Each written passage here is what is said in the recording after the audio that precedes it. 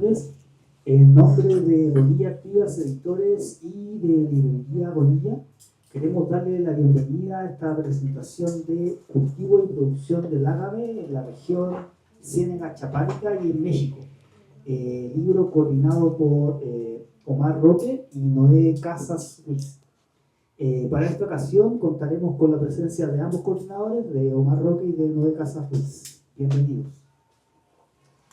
Muchas gracias, pues buenas tardes a todos. Muchas gracias por acompañarnos en esta tarde lluviosa en la que pues queremos presentar una obra que es producto de mucho esfuerzo y también producto del apoyo decidido de las autoridades de nuestra institución.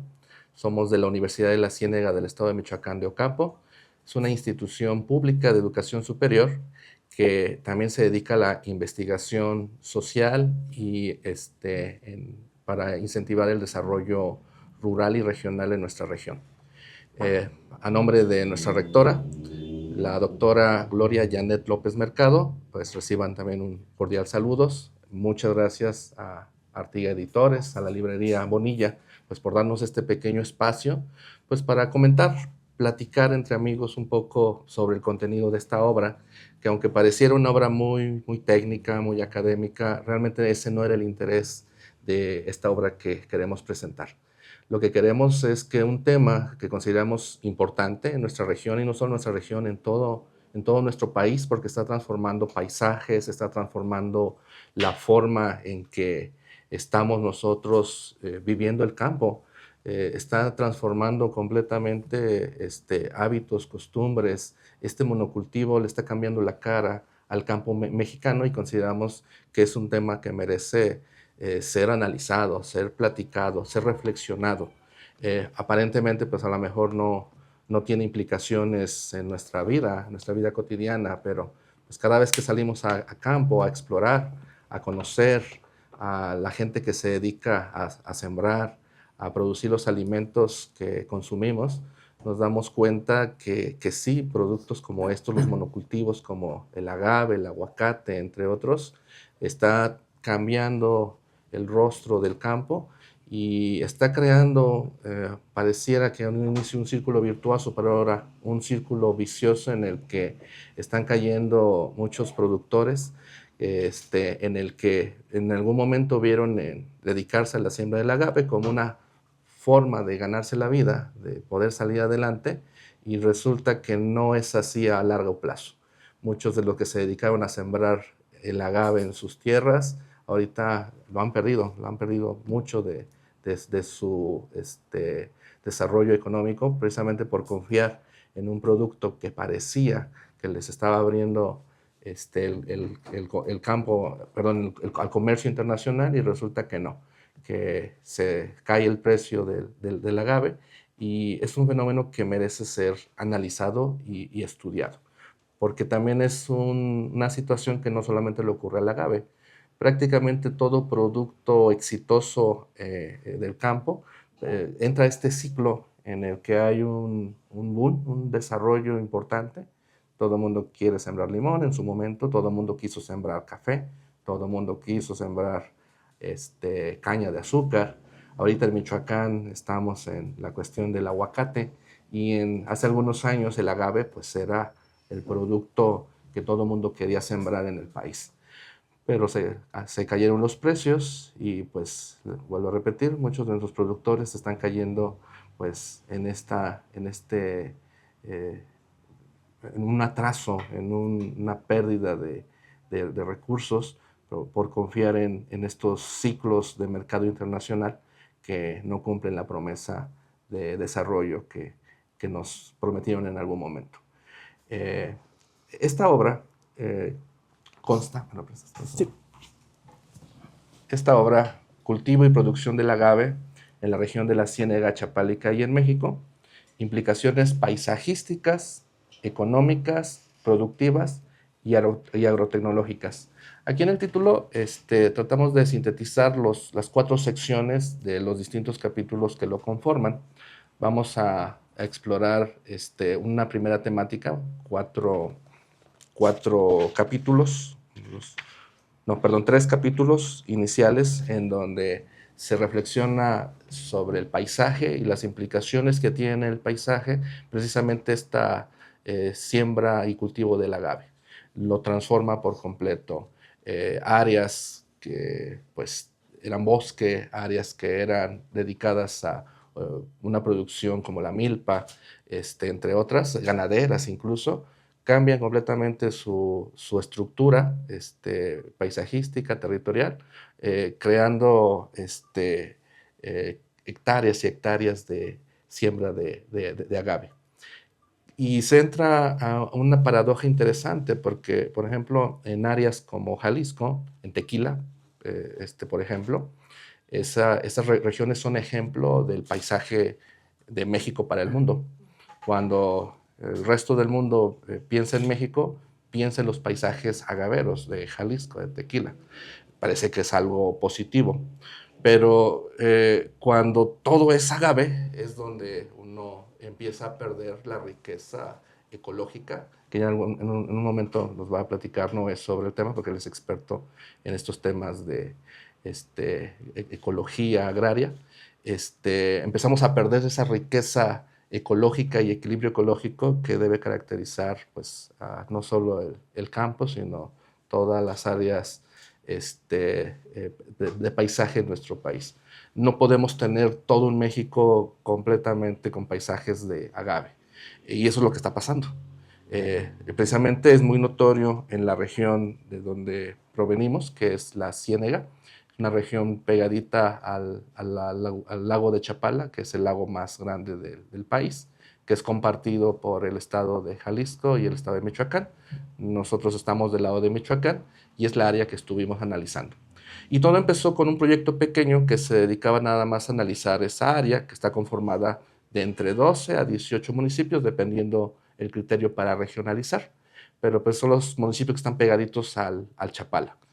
Empezamos a explorar, sobre todo Noé, él es experto en temáticas relacionadas con desarrollo rural, hace trabajo de campo y se da cuenta de lo importante que es estudiar esta temática.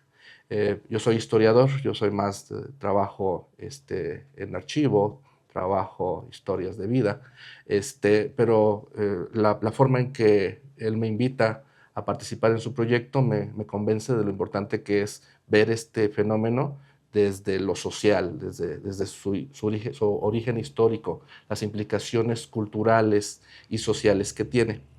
Pero al ir explorando pues, la temática, eso fue hace más de 5 años, 4 años más o menos, cuando empezamos a hacer este trabajo de campo, nos damos cuenta que hay implicaciones con otras áreas y empezamos a tener que vincularnos con otros expertos, haciendo de esta obra, que en un inicio era un proyecto netamente social y cultural, en un proyecto interdisciplinario.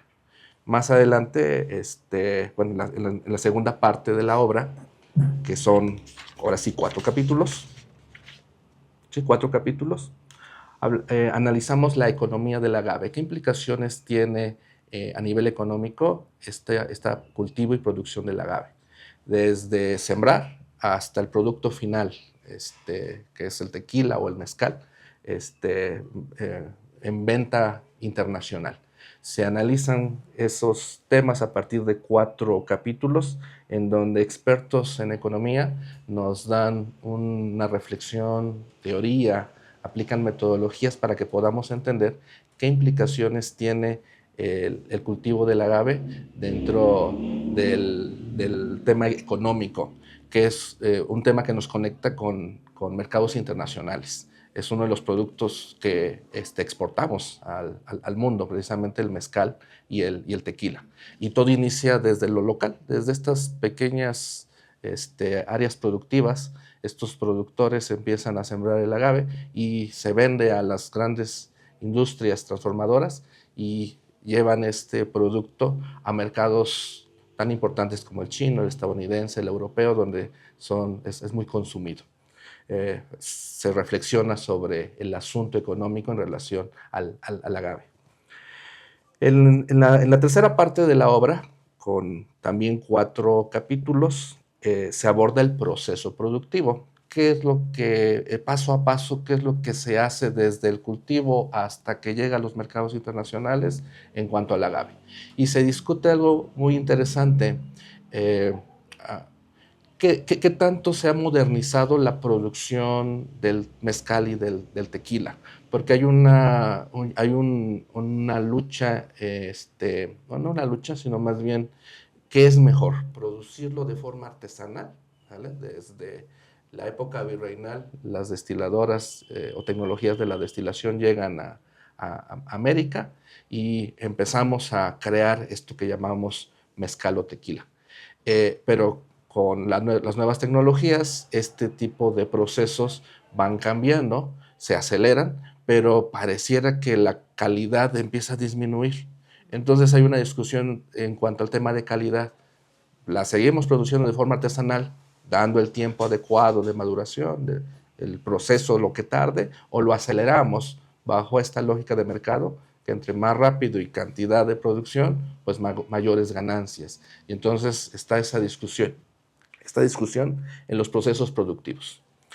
Y por último, tenemos una cuarta sección sobre agrotecnología, que es aquí donde entra la idea que corté hace unos momentos sobre este proyecto, que inició primero como un proyecto social y cultural, una investigación de aspectos sociales y culturales en relación al cultivo del agave, pero terminamos vinculándonos con expertos en varias áreas, en economía, en cuestiones culturales, en cuestiones turísticas y también en cuestiones de biotecnología, agrotecnología, precisamente porque hay muchos avances en esos campos tecnológicos que a lo mejor pudiesen ayudarnos a resolver estos problemas que estamos viendo desde este primer enfoque social en el que abordamos el tema del agave.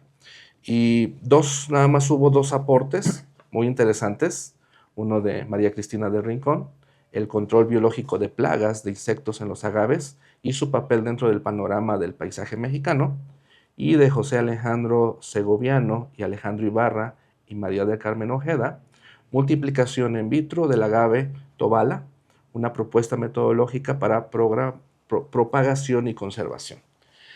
Una lección que nos dieron nuestros compañeros es esta necesidad de abrirnos a otras áreas de la ciencia. Nosotros los de ciencias sociales, los de desarrollo rural, desarrollo regional, también necesitamos empezar a comunicarnos con los ingenieros, con los expertos en biotecnología, precisamente porque ellos también tienen una visión un poco más especializada, técnica, en cuanto a la temática que estamos abordando, que es el agave. Entonces también fue esta obra fue un camino de aprendizaje también para nosotros.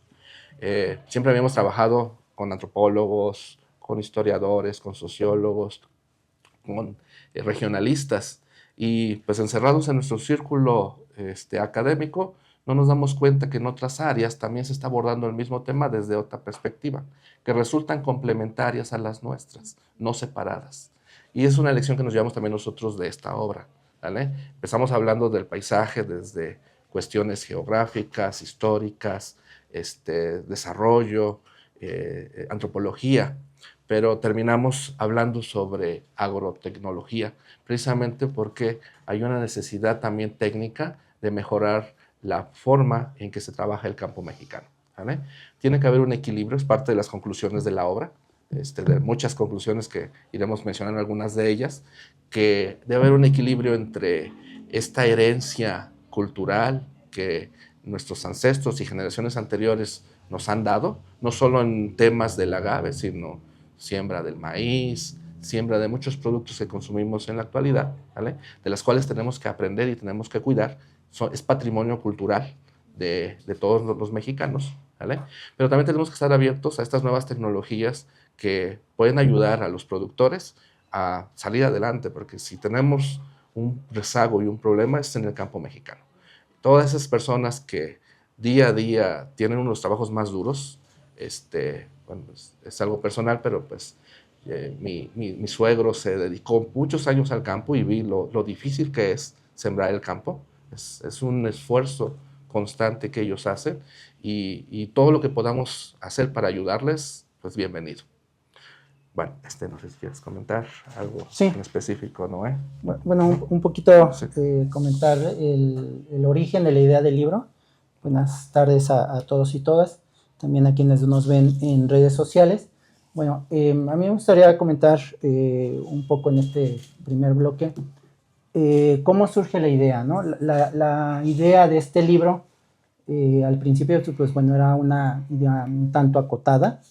Era un trabajo interno entre compañeros de la universidad, que, como dice Omar, en la Universidad de la Ciénega tenemos diferentes carreras, ¿no? Algunas pegadas a las áreas sociales y otras más de las áreas de ciencia dura, ¿no? Entonces, un poco mi formación, que está en medio de estas dos áreas, me permitió fungir como una especie de puente, ¿no? Hacer este enlace que dice Omar, ¿no? Yo, al ser de formación agrónomo, pero con una una área técnica de agronomía, pero también con una área social de preocupación por la clase trabajadora, por el campesinado, me permitió fungir como este puente y empezar a plantear en la universidad estas carreras técnicas que estaban siguen estudiando los agaves desde el punto de vista químico, de la reproducción in vitro, de cuestiones muy químicas y nanotecnológicas que tenemos ahí en la universidad. Yo notaba que estaban haciendo sus esfuerzos por tratar de estudiar el agave para tratar de contener o darle algún uso a estos productos de desecho que salen del agave, que es una situación que muchas veces el público que consume los productos culturales como tequila allá en Jalisco, ¿no? Como está paisaje agavero que se vende muy bonito y lo vemos en los comerciales, campos y campos, hectáreas y hectáreas de agave, detrás de eso hay afectaciones, ¿no? Y hay una industria, y esa industria genera desechos, y esos desechos, pues algunos de los compañeros de la universidad pues están tratando de tomar ese desecho y generar una materia prima para poder aprovecharlo y que no se vierta a los ríos, ¿no? Por ejemplo, las vinazas o el bagazo, tratarlo de tomar para hacer otros productos, ¿no? Hay quienes están haciendo tabiques. Entonces veía esa situación, pero del otro lado veía también a compañeros como Omar y otros del área de estudios multiculturales que estaban buscando qué es lo que está pasando con los productores de agave, ¿no? Cuando, generalmente cuando se le pregunta a alguien cómo ves al productor de agave, se imaginan a un gran productor en una gran camioneta con grandes extensiones de terreno, pero no es así. Los verdaderos productores de agave son productores muy pequeñitos, que si bien tienen 1 o 2 hectáreas, con eso no alcanzan a sacar los gastos, ¿no? Lo que vemos en las imágenes son empresas agroindustriales, muchas de ellas transnacionales, ya no mexicanas, que están lucrando con esto de los paisajes agaveros. Y justamente estas dos preocupaciones son las que empiezo a ligar con este proceso de investigación, y surge la idea de poder conjuntar este libro en estos apartados, ¿no? Un apartado que hable de estudios del paisaje, cómo cambia el territorio, esto que vemos en la región de la Ciénega, empieza a transformarse, ¿no? La región de la Ciénega es una zona que históricamente pues, se dedica a la producción de granos básicos, ¿no? Frijol, avenas y algunas hortalizas. Y con este boom, famoso boom del agave que empieza por ahí del año 2013 y se va extendiendo hasta el 2025, la región que tiene algo que se llama denominación de origen, que es una área específica donde se autoriza el cultivo de agaves, particularmente de uno que es el que se utiliza para tequila, que es el agave azul, y denominación de origen también para mezcal, ¿no? Entonces esta región tiene esa característica y eso le permite que se empiece a producir agave, ¿no? Pero pues tenemos ahí la incidencia de grandes casas comerciales que empiezan a establecerse ahí y establecer los cultivos.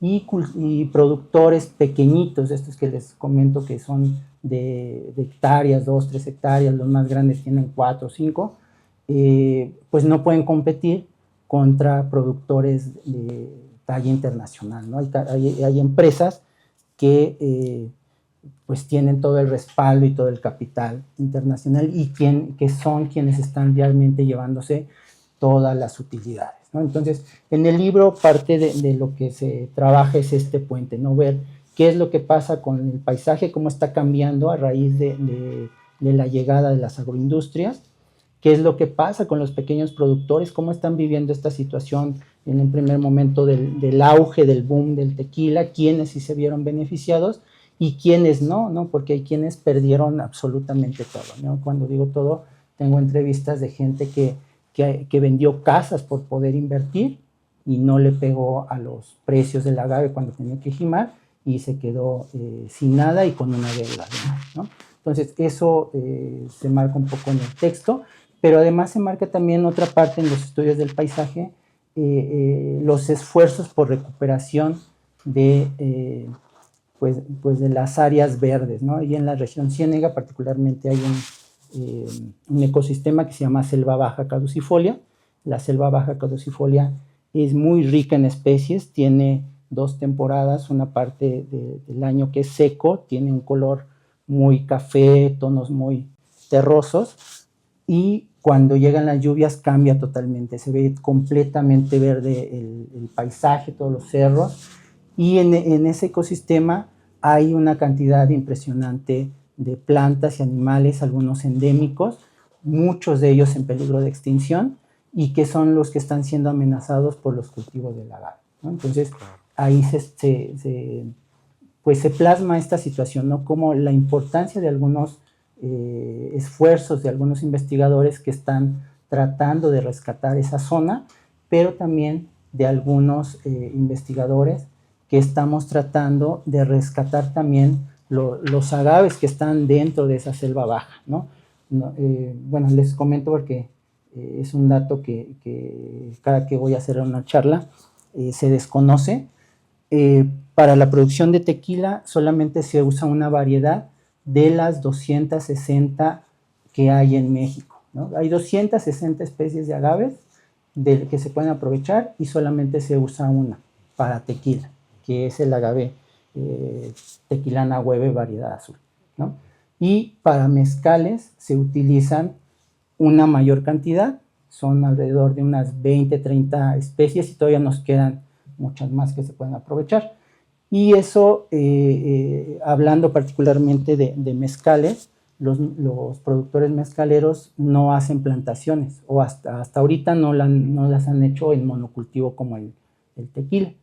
Y su aprovechamiento ha sido más de recolectar, ¿no? Se van a los cerros, se van a las barrancas, buscan las poblaciones naturales de agave, las colectan, ¿no? Les quitan las plantas grandes, se jima, es decir, les quitan las hojas, las cortan, las transportan, las procesan, y ese constante aprovechamiento ha puesto en riesgo las poblaciones silvestres, de tal modo que ya no se están reproduciendo. Y en la universidad, y justo a raíz de ese proyecto que se me encomendó allá por el año 2023, es que se empiezan a hacer esfuerzos por parte de la universidad para hacer rescate de esas variedades nativas que hay en la región Ciénega, ¿no? Y empezamos a coordinar también ahí los trabajos pues, con algunas instituciones de gobierno y particularmente con la red de agaváceas. Hay una red de agaváceas que son muchos de los autores que aparecen en los diferentes capítulos, investigadores que estamos en esa red, incluyendo al doctor Omar y a mí, que hacemos esfuerzos a nivel nacional. Cuando revisen el libro, pues van a encontrar trabajos de Tlaxcala, de Hidalgo, de Oaxaca, de Michoacán, ¿no? Porque estamos coordinados en esa red para poder hacer este trabajo interdisciplinario. Sí, pues subrayar esta idea que les mencionaba yo al inicio de un aprendizaje también para nosotros, que estábamos encerrados en una burbujita de investigación social cuando la temática daba para ampliarlo a áreas mucho más lejanas a donde estábamos nosotros trabajando. Y entonces de un proyecto pequeño en una región de Michoacán sale un libro el cual abarca prácticamente todas las regiones mezcaleras y tequileras del país. Tlaxcala, Puebla, Oaxaca, Jalisco, Michoacán, entre otras, son algunas de las áreas que son mencionadas dentro de los capítulos que abarca esta obra. Lo que nos da un panorama un poco más amplio del tema del agave, de la producción del agave y sus implicaciones, no solo en la región de la Ciénega en Michoacán, sino en buena parte del país. Entonces nos da una idea mucho más amplia y rica de cómo está la situación del agave, de todos estos temas que estamos platicándoles en el país. Hay que subrayar también que esta obra no sería una realidad sin el apoyo de las autoridades de la universidad. En su momento, el anterior rector, el doctor Sergio Cedillo, fue nuestro rector en el periodo en el que hicimos esta investigación y sacamos esta obra. Gracias a su decidido apoyo es que se realizó esta obra. Hoy ya no es rector, se encuentra encargado del gabinete del gobierno de Michoacán, pero gracias a su apoyo, esta obra pues, es una realidad, ¿vale? El día de hoy. Quisiera yo subrayar algunas de las implicaciones, porque ahorita Noé nos acaba de detallar un poquito más la parte técnica, bueno, no técnica, sería agroecológica, ¿verdad? Paisajística. Pero yo recuerdo que uno de los autores, que es el maestro Jorge Armando Núñez Alfaro, el cual en su momento estaba al frente del Departamento de Desarrollo Urbano de la ciudad, del municipio de Zaguayo, nos platicaba de implicaciones que día a día tenía precisamente este cambio en el paisaje. Era tumbar todas estas plantas, arbolillos, toda esta riqueza ecológica de la región para sembrar agave. Y eso implica que muchos de los animalitos de la región pues, tenían que buscar dónde irse a vivir, porque tumbaban todas las áreas donde era su hogar. Y bueno, hablar de esta riqueza de animales silvestres, pues es hablar de serpientes, de cascabel, es hablar de alacranes, es hablar de ciertos animales que pues, son peligrosos.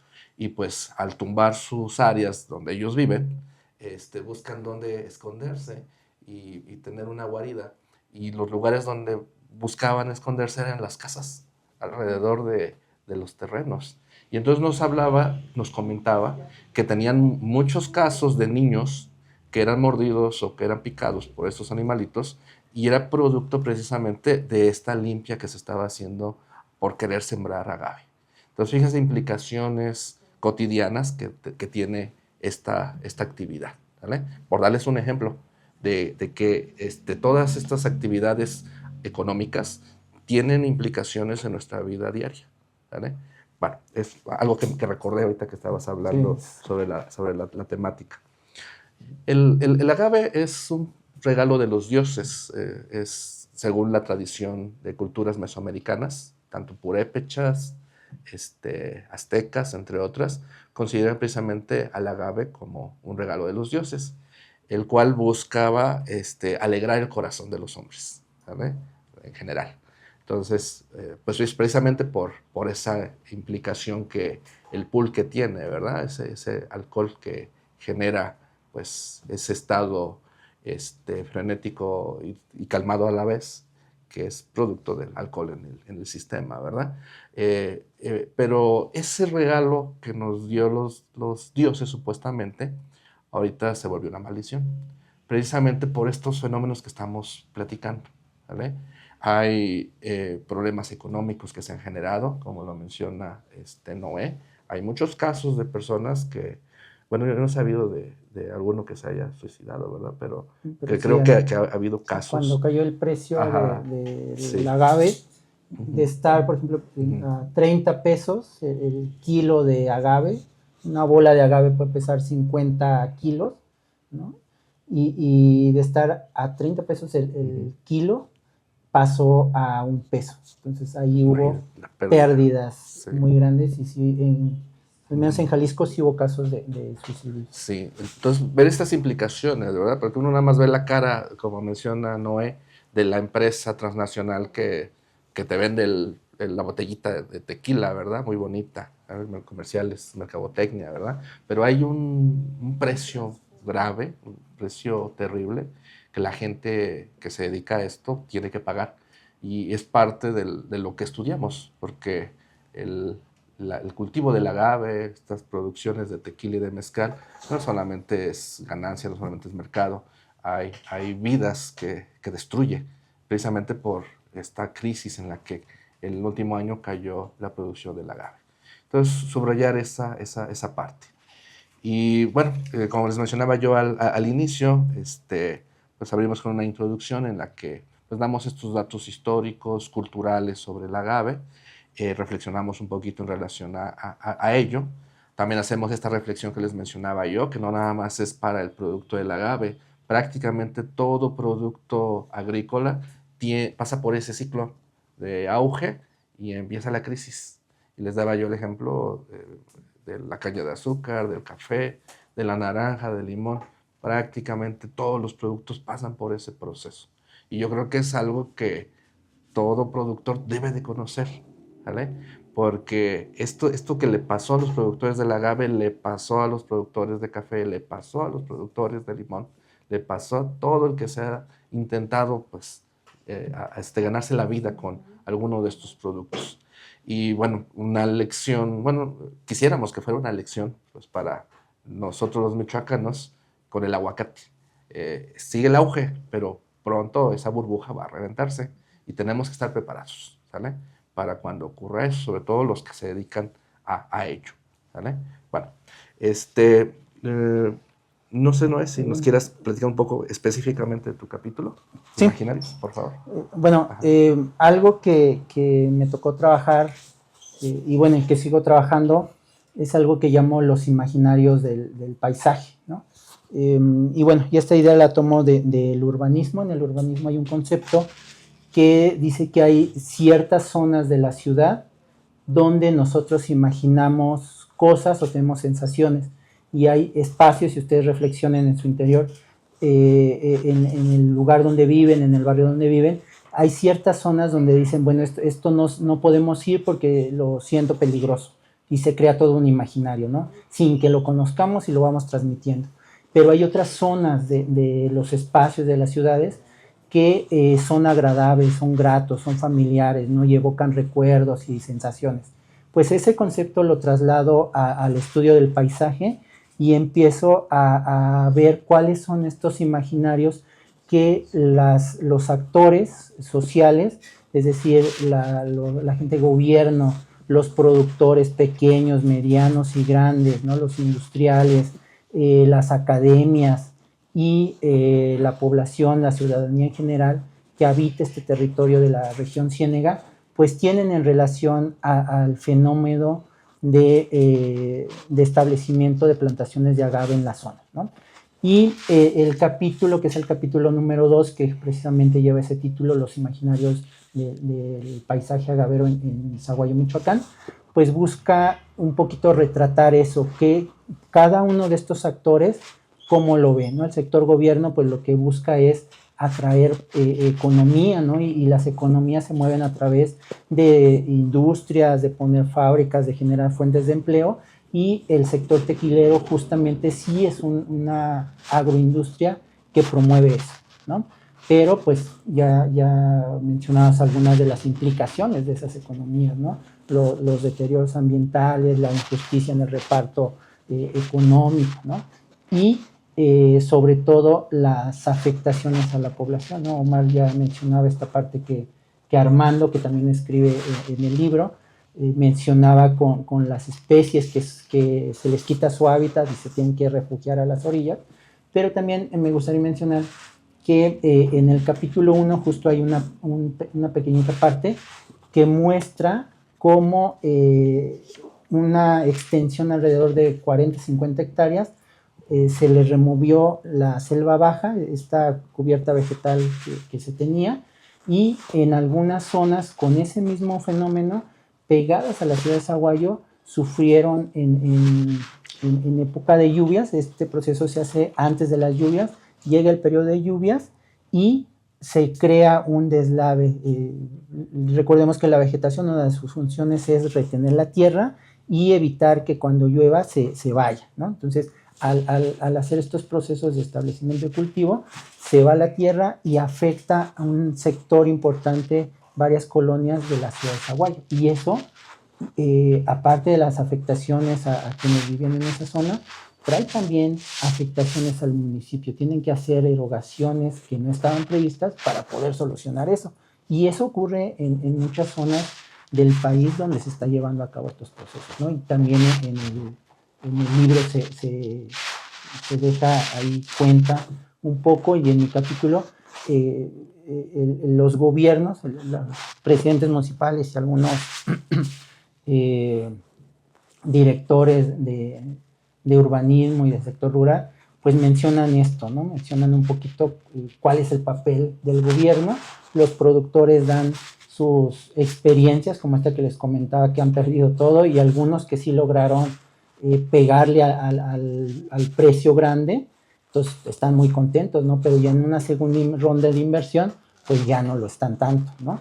Y las academias, pues con esta preocupación de tratar de salvar la parte ambiental, la parte social, cada uno desde sus visiones, y la ciudadanía en términos generales, pues sí percibe esta preocupación, ¿no? Por ejemplo, hay un pequeño sondeo que se hizo con alumnos de bachillerato, de los distintos bachilleratos que hay en el municipio, tanto de Jiquilpan como de Sahuayo, y muestran una preocupación. Dicen, sí está cambiando, señalan, está cambiando la vegetación, cada vez hay menos, y la asocian con el aumento de la temperatura y la ausencia de lluvias, ¿no? Entonces, sí vemos estas preocupaciones en distintos sectores, pero también en este capítulo que escribo, señalo que las motivaciones y lo que se espera obtener del agave es distinta dependiendo de a quién se le pregunte, ¿no?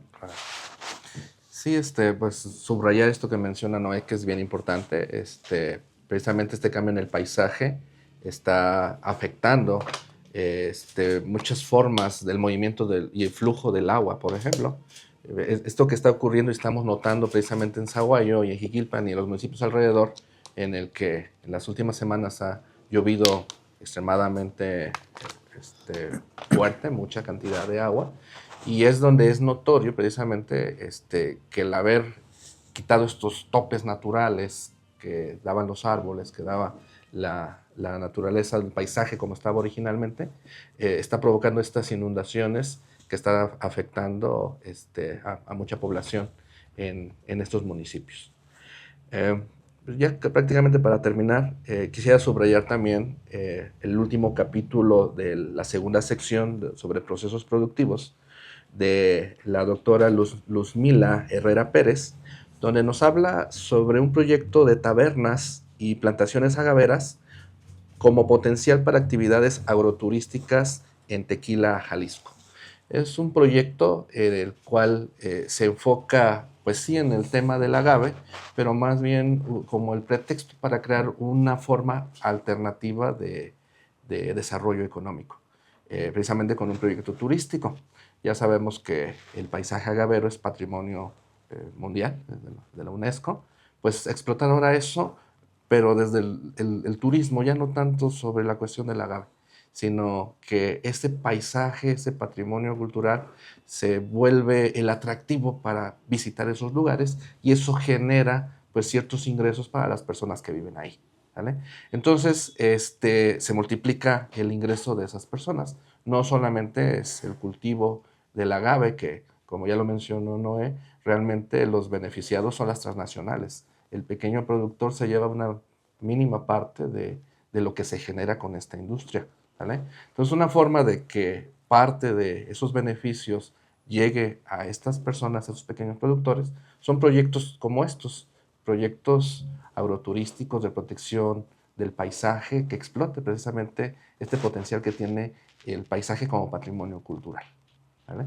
Bueno, como observan, esta obra abarca muchas temáticas, ¿vale? Sociales, técnicas, culturales, económicas, productivas, pero en general es una obra, considero fácil de entender, fácil de digerir, para el que esté interesado en conocer sobre este fenómeno y las implicaciones que tiene. Prácticamente por parte de lo que reflexionamos en la obra, si no fuera la Gaby, fuera otro producto, muchas de las reflexiones que se hacen perfectamente entrarían, serían las mismas. Entonces, si queremos conocer un poco de la situación del campo en nuestro país, pues creo que esta obra pues, sería interesante que la conocieran para darnos una idea, seamos expertos o no en el tema. Si nos interesa, yo creo que el tema que abordamos aquí puede ser una primera fase para poder entender qué le pasa al campo en nuestro país. Entonces los invitamos a que conozcan la obra, la lean y pues reflexionen en relación a esto. Y a lo mejor también se llevan lecciones como las que nosotros nos llevamos, en la que, por lo menos desde mi personal punto de vista, conocí muchas cosas que yo desconocía como académico, lo que pasa a la gente cuando lo puede perder todo a la hora de jugársela, ahora sí, apostando toda su casa, todo lo que genera en un producto para ver si da, y lo terrible que es cuando lo pierden todo. Entonces eso es algo muy humano, es algo que está pasando en nuestro campo y no solo en tema del agave. ¿Cuántos productores de maíz, cuántos productores de limón, cuántos productores de fruta o de legumbre, la que sea, pasa por eso?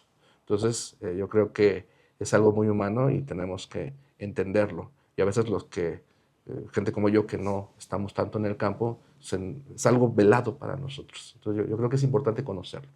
Entonces invitarlos a que pues, le den una leída y reflexionemos sobre el campo mexicano a partir de una temática que es el agave. ¿Preguntas? Sí. Bueno, tal como aquí Omar Roque nos informa, si alguna persona del público desea hacer algún comentario, pregunta, consulta, hay micrófonos disponibles por si desean intervenir.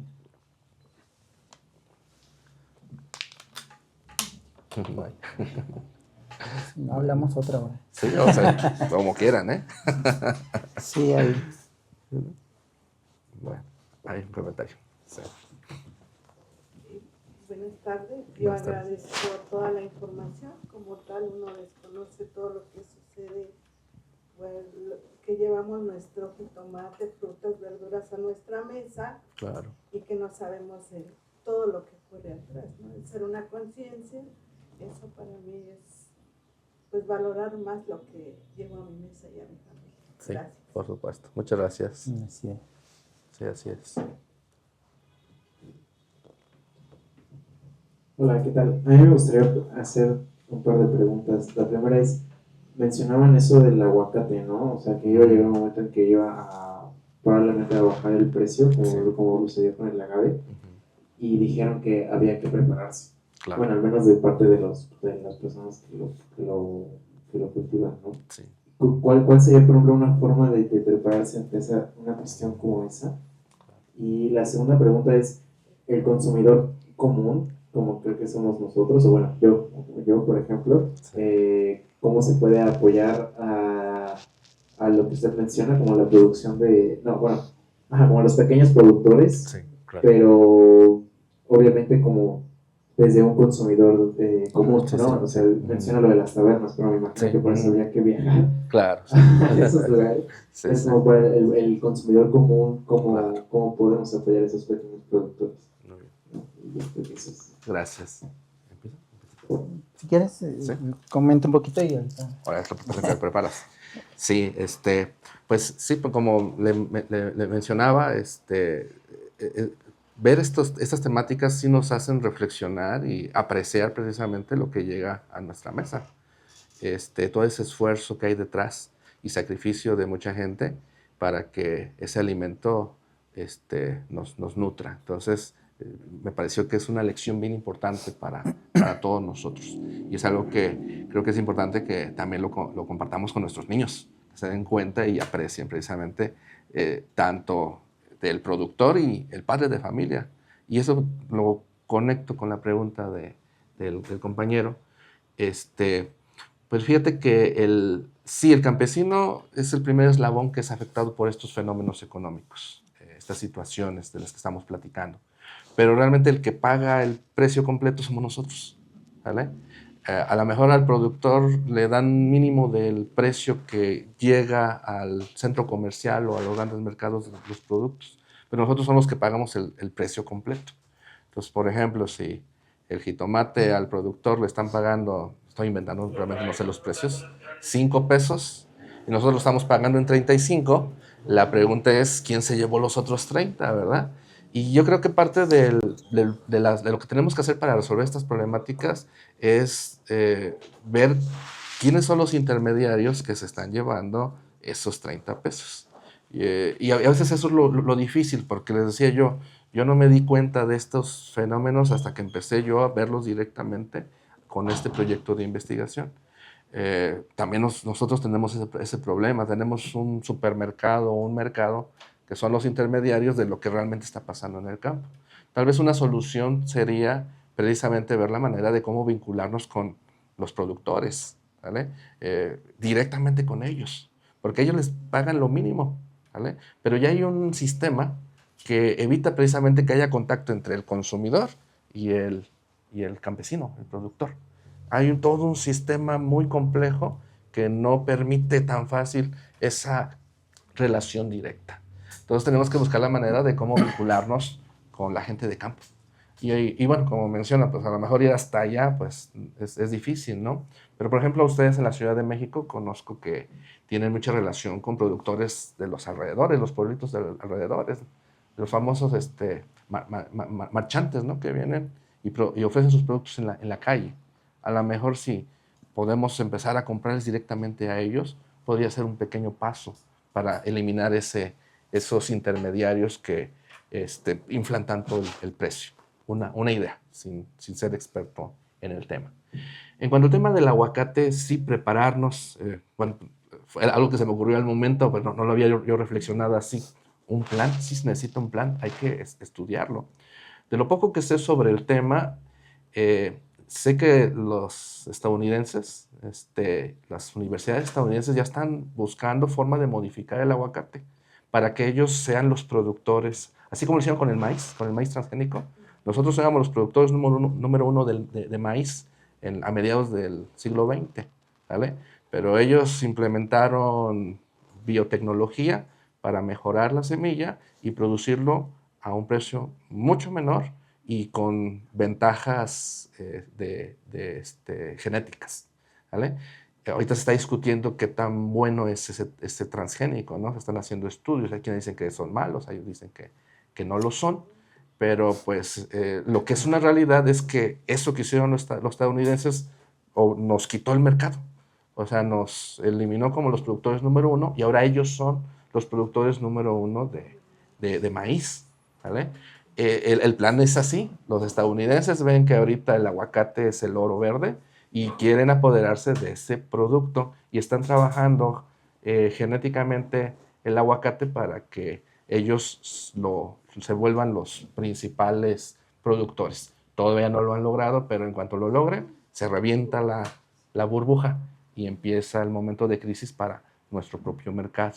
Entonces yo creo que algo que debemos estar visualizando es precisamente qué están haciendo la competencia, los países extranjeros, porque también pasó con la caña de azúcar, con los brasileños, hace más de un siglo, pasó con el café. El problema es qué están haciendo los mercados externos para quitarnos a nosotros el mercado que ya tenemos consolidado, ¿vale? Yo creo que me fijaría primero en esos aspectos. Otra cosa que también podría yo mencionar en cuanto a esta pregunta de estos ciclos agrícolas es algo que se está discutiendo actualmente como una alternativa al mercado global. Durante muchos años nos predicaron esta idea de que teníamos que ser parte de un mercado global, en el que nosotros éramos parte de un sistema mucho mayor y nosotros estábamos siendo parte de ese engranaje económico. Con las crisis económicas, como por ejemplo la de Estados Unidos de 2008, ¿vale? Se demuestra que el problema de vivir en un mercado global es que si parte de la gran maquinaria económica falla, todo el sistema entra en crisis. Ese es un grave problema. Si Estados Unidos le da gripa, a nosotros nos da pulmonía en términos económicos, es algo que ya conocemos. Una alternativa es empezar a fortalecernos a nivel local. ¿En qué somos buenos a nivel municipal, a nivel local? ¿Qué ventajas comparativas tenemos con otras áreas? Y fortalecer esas áreas, hacernos autosuficientes, ¿vale? Para no depender de otros mercados, para que no nos afecte esas crisis globales que han destruido economías por estas ideas neoliberales. Yo creo que parte de lo que tenemos que reflexionar es a nivel local en qué somos buenos y cómo podemos hacernos autosuficientes en el tema alimentario, por ejemplo, aunque podemos abarcar muchos otros temas. Entonces yo creo que también por ahí podríamos reflexionar y prepararnos para cuando ocurra. Bueno, voy a tratar de ligar la respuesta un poco con los comentarios de Omar, empezando por esta parte de cómo prepararse, ¿no? En el tema del aguacate, que viéndolo así en términos generales, comparte mucho de los procesos que lleva el agave, si no bien todos, pero sí en términos macro, ¿no? Y uno de ellos tiene que ver con los consumidores. Recordemos que toda esta industria se mueve porque hay una demanda, ¿no? Hay demanda de los productos. Y bueno, voy a poner el caso del aguacate y luego brinco al agave, ¿no? El caso del aguacate, pues nuestro principal comprador, y Michoacán es el principal productor de aguacate, pues lo manda a Estados Unidos, ¿no? Y Estados Unidos tiene una serie de medidas que las hace para proteger su economía y para proteger este comercio, que no vaya con plagas y que no vaya a afectar allá del otro lado el sector agrícola, ¿no? Y algo que está moviendo y que está cambiando al sector aguacatero y que también está pasando en los agaves es estas medidas de protección ambiental, ¿no? Los consumidores a nivel internacional, y pongo el ejemplo del caso americano y del caso europeo, son consumidores que tienen una preocupación mayor para las áreas naturales, las aves, y por eso hay tantas certificaciones. Entonces, si nosotros vemos el aguacate que se está exportando a Estados Unidos y otras regiones del mundo, llevan sellos que dicen amigable con el ambiente, amigable con las aves, reducido en agroquímicos, ¿no? Entonces, algo que podemos hacer para empezar a cambiar estos procesos de desigualdad en el sector productivo es que nosotros como consumidores empecemos a exigir que empiece a haber este movimiento de comercio justo en las zonas productoras. Eso ya se está dando en el aguacate y justo Michoacán crea algo que se llama Guardián Forestal. Si ustedes le teclean ahí en su buscador de confianza, le ponen Guardián Forestal Michoacán y les va a aparecer una página donde está el territorio michoacano y van a poder ver las plantaciones de aguacate que cumplen con no deforestación, ¿no? Entonces, eso se dio a raíz de una exigencia de un mercado. Y eso mismo está ocurriendo en el caso del agave. Y quien empezó fue Jalisco. Jalisco, y esa es una de las causas que explican por qué otros territorios empiezan a verse plagados de agave, porque Jalisco, recordemos que tiene una denominación de paisaje agavero que la da la UNESCO, y dentro de las normativas que le exige este organismo internacional es conservar el ambiente, el entorno, la cultura y las formas tradicionales de producción. Y le dice, ¿sabes qué? tú estás generando una industria altamente contaminante que está rompiendo los procesos culturales de la zona que se supone que debes de proteger. Haz acciones para conservar. Y una de las acciones que hace para conservar es poner un certificado que se llama Agave Responsable Ambiental, que es lo mismo que el Guardián Forestal. Lo que nos dice es, a partir del año 2016, yo voy a monitorear en todo Jalisco que las nuevas plantaciones de agave no se hagan en terrenos que hayan sido deforestados.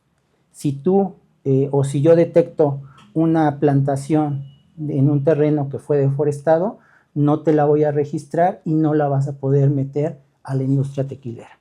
No es aceptada. Y la tienen que mover pues en el underground, ¿no? Aquí por ilegal que se da, que ese es otro tema, no voy a ahondar en eso, pero legalmente no se puede meter a la industria tequilera, ¿no? Y eso hace que empiece a haber esta preocupación por los gobiernos para conservar. Pero, ¿qué pasa? La demanda sigue creciendo y se migran a otros territorios, a otros estados que tienen la denominación de origen y que no tienen estas figuras de protección, ¿vale? Pero la misma demanda empieza a surgir, ¿no? Dice, no, pues es agave, es tequila, quiero que venga de zonas de no deforestación. Y en el 2022 o 23, ya no recuerdo exactamente el año, se firma en Michoacán este convenio para incorporarse al ARA y va a empezar a aplicar a partir del siguiente año, ¿no? Entonces el gobierno de Michoacán dice, nos vamos a subir a esta iniciativa y vamos a lanzar nuestra propia versión de ARA de Jalisco, pero ahora para Michoacán, y va a aplicar en el 2027. Entonces a partir del 2027 las plantaciones de agave ya no tienen que estar establecidas en terrenos deforestados, ¿no? Esa es una medida que ha estado ocurriendo a nivel internacional y que en México, si nosotros como consumidores empezamos a presionar, se puede extender a otros territorios, ¿no? La otra que ha surgido y tiene que ver con esto que Omar nos comentaba de iniciativas locales, ¿no? Los productores que mencionaba hace un momento, pues están buscando estrategias de cómo sobrevivir esta crisis, ¿no? Esta crisis de precio, ¿no? Ya tienen las plantaciones, ya están listas para ser gimadas, pero no hay precio de venta. Entonces, ¿qué están haciendo? Se generaron 2 nuevas organizaciones a nivel nacional de productores de varios estados y lo que están buscando es promover sus propias marcas de tequila, ¿no? Sus propias marcas de tequila, y entonces a raíz de eso, si ustedes le pican ahí a los buscadores, van a empezar a ver que existen otras marcas que no son tan conocidas, que apenas se están posicionando, y entonces una forma de apoyar a estas economías locales es buscar esas otras marcas, estas marcas pequeñitas y sobre todo marcas que estén ligadas a cooperativas de producción de productores. Y hay muchas en mezcales, particularmente en Oaxaca, y están empezando a surgir muchas en el estado de Jalisco, Michoacán y Guanajuato. Entonces, algo que podemos hacer es apoyar estas pequeñas marcas, ¿no? Para poder hacer llegar este recurso con la menor cantidad de intermediarios. Y algo que anotaba ahorita cuando Omar mencionaba esto de las compras, el tequila comercial de estas grandes industrias que les digo, pues se vende en grandes cadenas comerciales. Entonces, algo que se puede hacer y bueno, lo voy a decir asumiendo las consecuencias, pues es tratar de dejar de consumir en estas grandes cadenas comerciales, ¿no? Yo sé que en las ciudades es un poco más complicado, pero existe la alternativa de los pequeños mercados. Y aquí en México existen pequeños mercados de productos orgánicos, de productos locales, ¿no? El mercado del 100 y otros que están por ahí, el mercadito de Iztapalapa, que no sé si todavía funcione, donde llegan pequeños productores con producciones muy pequeñitas y que son productos que ellos mismos producen y que están comercializando directamente al productor. Entonces esas son pues algunas de las cosas que pudiéramos empezar a hacer.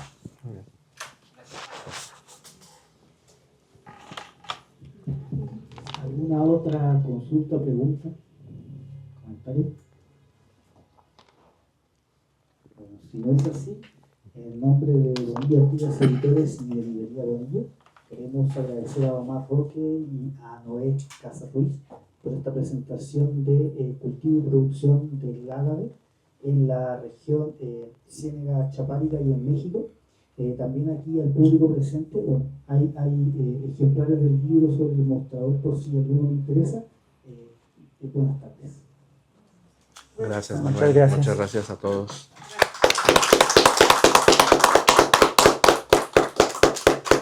Eh,